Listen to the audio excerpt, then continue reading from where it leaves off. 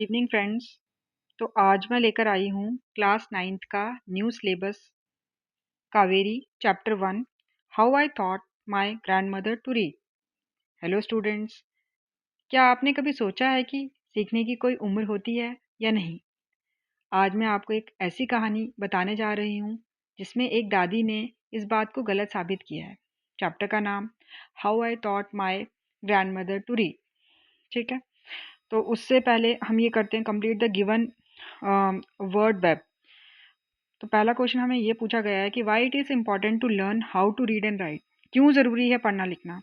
तो आपको पता है कि reading help us learn new things from books, newspaper and internet. ठीक है, पहला तो रीज़न ये है कि रीडिंग आपके लिए हेल्प करती है ताकि आप बुक्स, न्यूज़पेपर, इंटरनेट को में पढ़ सको और नई नई चीज़ें उसमें सीख सको। सेकंड इसमें आ जाएगा टू कम्युनिकेट बेटर। ठीक है, मतलब आप अपने ideas, thoughts, feeling clearly share कर सकते हो किसी के साथ। To succeed in studies and job, reading और राइटिंग एजुकेशन के लिए बहुत ज़रूरी है और उससे आपको आसानी से जॉब भी मिल जाएगी। और फोर्थ है इसका to understand the world. World means informations like rule, science, message जो आप डे टू डे लाइफ में पढ़ते हो, तो वो सब इसलिए पढ़ना लिखना बहुत ज़रूरी है। सेकंड में आ जाते हैं आप। सेकंड में आपको पूछा है कि read the question given below and share answer with your classmate and teacher. तो ये आपने क्वेश्चंस पढ़ने हैं और इनका आंसर देना है। पहला है which language do your grand parents और एल्डरली रिलेटिव स्पीक। कौन सी लैंग्वेज, मतलब आपके दादा दादी या बुजुर्ग रिश्तेदार कौन सी भाषा बोलते हैं, ये बताना है आपने। सेकंड है how do they spend their time, how do you spend with them. वे अपना समय कैसे बिताते हैं, आप उनके साथ समय कैसे बिताते हैं। ठीक है, ये बताना है आपने। थर्ड है which is your favourite experience with them. उनके साथ आपका सबसे पसंदीदा अनुभव क्या है, मतलब आपको उनके साथ क्या अच्छा लगता है। ठीक है, और फोर्थ वाला है what is something that the elderly in your family can not do easily but watching you do. आपके परिवार के बुजुर्ग कौन सा काम आसानी से नहीं कर पाते लेकिन आपको करते हुए देखकर उन्हें अच्छा लगता है। ठीक है, तो इसके आपने आंसर्स देने हैं। उसके बाद हम थर्ड वाले पे आते हैं। तो read the following passage read करना है, उसके बाद इसके मीनिंग्स बताने हैं हमें कि इसका क्या क्या मीनिंग है। तो हम पहले पैसेज रीड करते हैं। ठीक है, तो पैसेज में क्या लिखा हुआ है कि the casting for the protagonist of our school's annual play was done after lot of debate as many good actor has auditions for the role. मतलब हमारे स्कूल के जो वार्षिक नाटक के जो मुख्य पात्र हैं, मतलब प्रोटैगोनिस्ट मतलब मेन कैरेक्टर के लिए, मतलब चयन बहुत बेहद बहस के बाद किया गया है क्योंकि कई अच्छे कलाकार इस भूमिका के लिए ऑडिशन दे रहे थे। इसमें से एक जो प्रेरणादायक कहानी का एक भाग, मतलब एपिसोड प्रस्तुत करने का निर्णय लिया। We have decided to present episode for an inspiring story. तो हमने डिसाइड किया कि एक इंस्पायरिंग स्टोरी के लिए हम एक एपिसोड बनाएंगे। And it was a life story of a group of people who work with the community to spread literacy.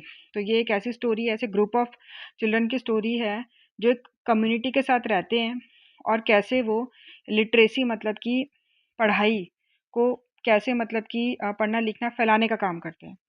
Every day we reach school early to practise with concentration.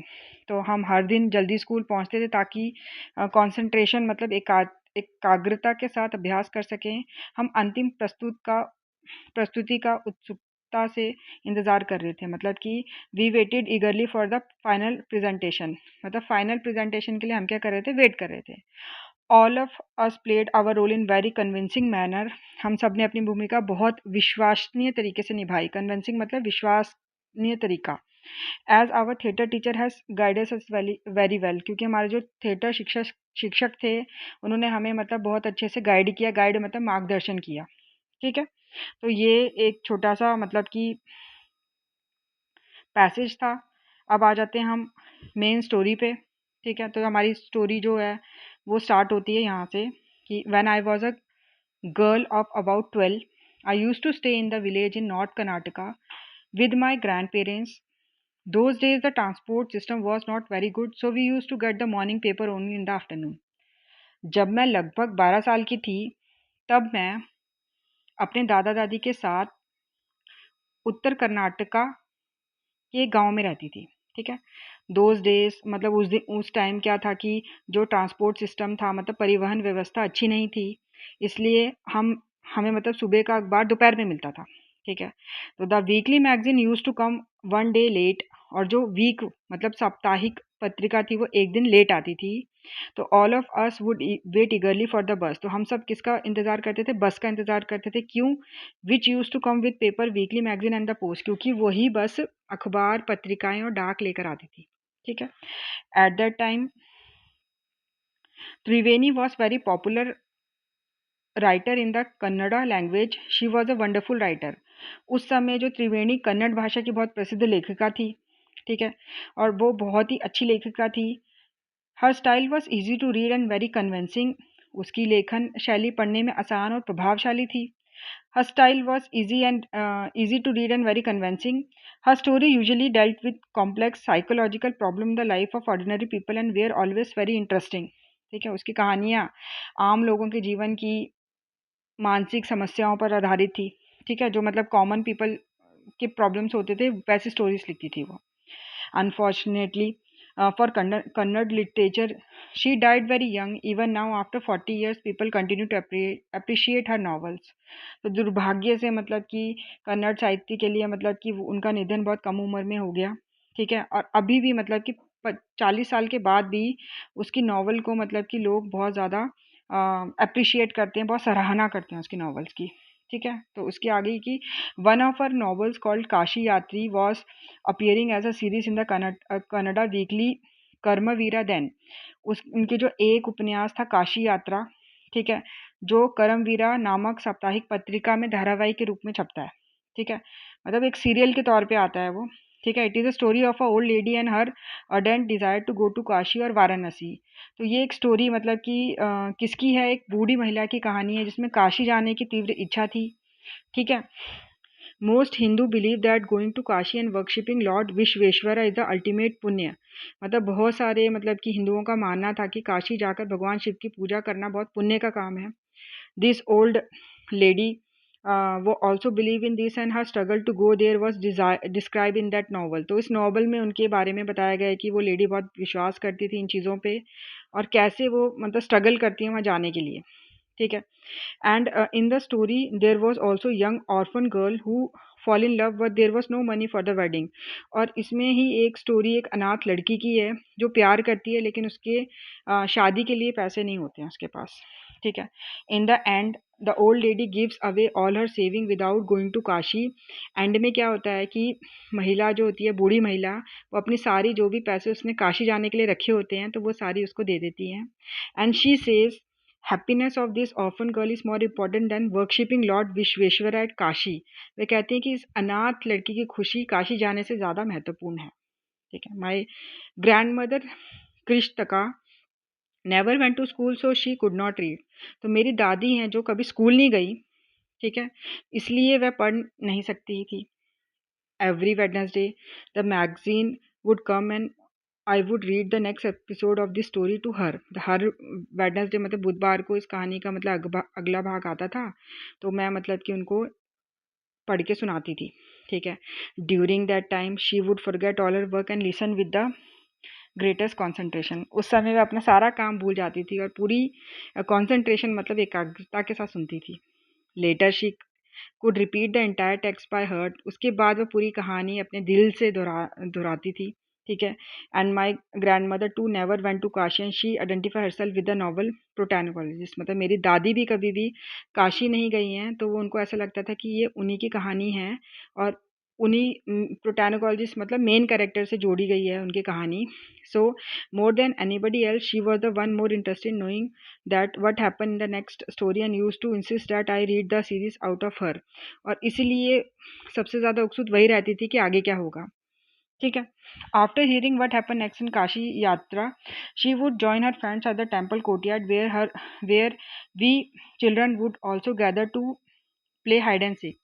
कहानी सुनने के बाद वह मंदिर के आंगन में अपनी सहेलियों के साथ जाती थी और हम वहाँ पे बच्चे क्या करते थे? हाइड एंड सीक खेलते थे, छुपन छुपाई खेलते थे। ठीक है, she would discuss the later episode with her friends. At that time I never understand why there was so much of debate about the story। वह अपनी सहेलियों के साथ ये कहानी के नए भाग पर चर्चा करती थी। तो पर मैं नहीं समझ पाई कि इस स्टोरी की क्या मतलब कि इतनी ज़्यादा डिस्कशन क्यों होती थी। Once I went for wedding with my cousin to neighbouring village. In those days a wedding was a great event. तो एक बार मैं अपने चचेरे भाई की शादी में गई, ठीक है? एंड मतलब उस टाइम क्या होता था कि वेडिंग एक बहुत बड़ी मानी जाती थी। तो we children enjoy ourselves thoroughly. तो हम बच्चे मतलब खूब मज़े करते थे वहाँ पे। We would eat and play endlessly savouring the freedom because all other were busy. तो हम खाते थे, मतलब खाते खेलते, और जो भी मतलब कि सेवनिंग का मतलब होता है कि हमें जो भी मतलब कि आज़ादी मिलती थी वो हम इंजॉय करते थे बहुत, ठीक है। And the freedom because all elder were busy. और जो हमें आज़ादी मिलती थी क्यों, क्योंकि सारे एल्डर्स जो हमारे होते थे वो क्या थे, बिजी हो जाते थे, तो हमारे पर ध्यान ही नहीं रहता था। तो I went for a couple of days but ended up staying there for a week. मैं कपल ऑफ डेज मतलब 1-2 दिन के लिए ही गई थी, लेकिन पूरा वहाँ तक कितने तक रही मैं, 1 वीक तक। When I come back to my village, I saw my grandmother in tears. जब मैं गांव से वापस आई तब मैंने देखा मेरी दादी को रोते हुए, ठीक है। I was surprise for I had never seen her crying even in most difficult situation. मैं हैरान थी क्योंकि मैंने उन्हें कभी भी, कितनी भी मुसीबत आती थी, कभी रोते हुए नहीं देखा था। वट हैड हैपन, क्या हुआ, ठीक है। एंड आई वॉज वरीड, मैं बहुत चिंता में थी। Avva is everything all right, are you okay. अवा मतलब दादी, ठीक है। तो सब ठीक है। तो she nodded but not reply. I do not understand and forget about it. तो मेरे को समझ में नहीं आया और मैं क्या हो गई, भूल गई, ठीक है।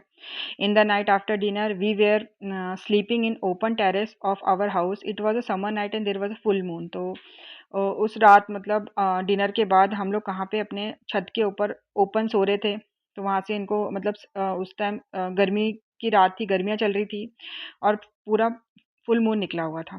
अवा came and sat next to me. Avva आई और मेरे साथ वो बैठी, ठीक है। Her affectionate hand touch my forehead. उनके प्यार से जो मेरे हाथ थे ना, उनके, उन्होंने प्यार से मेरे माथे को छुआ, ठीक है। And I realise she wanted to speak. I asked what is the matter. तो मुझे समझ आया कि वे कुछ कहना चाहती हैं। मैंने पूछा कि क्या बात है। When I was a young girl I lost my mother, there was nobody to look after and guide me. बोलती है कि जब मैं छोटी लड़की थी, ठीक है, मैंने अपनी मम्मी को खो दिया और कोई भी मेरी देखभाल के लिए और मेरे को गाइड करने के लिए नहीं था। My father was a busy man and got married again. मेरे फादर तो बहुत ही ज़्यादा बिजी थे और उन्होंने दोबारा शादी कर ली। In those days people never consider education essential for girls. तो उस टाइम क्या होता था कि लोग का ये मानना था कि लड़कियों के लिए एजुकेशन ज़रूरी नहीं है। So I never went to school, इसलिए मैं स्कूल कभी नहीं गई। I got married very young and had children. मेरी शादी बहुत जल्दी कर दी और बच्चे हो गए। आई बिकम वेरी बिजी, और मैं बिजी हो गई बच्चों में। Later I had grandchildren and always felt so much happiness in cooking and feeding all of you. उसके बाद मैं दादी भी बन गई और मेरे ग्रैंड चिल्ड्रन भी हो गए और मैं उसी में खुश रहती थी। उनको कभी खिलाना, खाना बनाना, इन चीज़ों में खुश रहती थी। At times I use to regret not going to school, so I made sure that my children and grandchildren studied well. तो उस टाइम मुझे मतलब कि बड़ा रेगरेट था, बहुत दुख था कि मैं स्कूल नहीं गई। तो मेरा यही था कि मैं अपने चिल्ड्रन, अपने बच्चों को और अपने पोतों पोतियों को स्कूल ज़रूर भेजूंगी और उनको अच्छे से पढ़ाऊंगी।